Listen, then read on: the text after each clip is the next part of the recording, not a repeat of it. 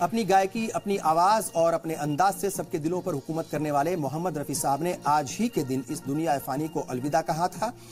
उन्हें शहंशाह तरन्नुम भी कहा जाता है। मोहम्मद रफी की आवाज ने सोनू निगम, मोहम्मद अजीज जैसे कई गुलकारों को मुतासिर किया था। लता मंगेशकर ने रफी साहब को याद करते हुए एक इंटरव्यू में कहा था कि सरल मन के इंसान रफी साहब बहुत सुरीले थे। ये मेरी खुशकिस्मती है कि मैंने उनके साथ सबसे ज्यादा गाने गाए। गाना कैसा भी हो वो ऐसे गा लेते थे कि गाना ना समझने वाला भी वाह वाह कह उठता था।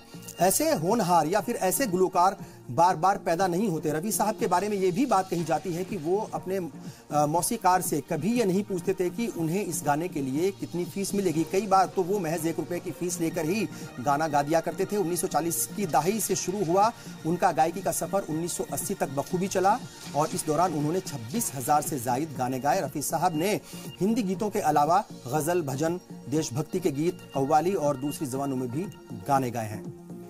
और इसी के साथ वक्त हो गया है आपसे विदा लेने का। आप अपना ख्याल रखें, हर तरह की अफवाहों से दूर रहें। आप फेसबुक, ट्विटर और यूट्यूब के जरिए अपने पैगामात हम तक पहुंचा सकते हैं। जिम्मेदार शहरी बनकर मॉब लिंचिंग जैसी घटनाओं को रोकने में अपना रोल जरूर अदा करें। और पूरी टीम को दीजिए इजाजत। आदाब।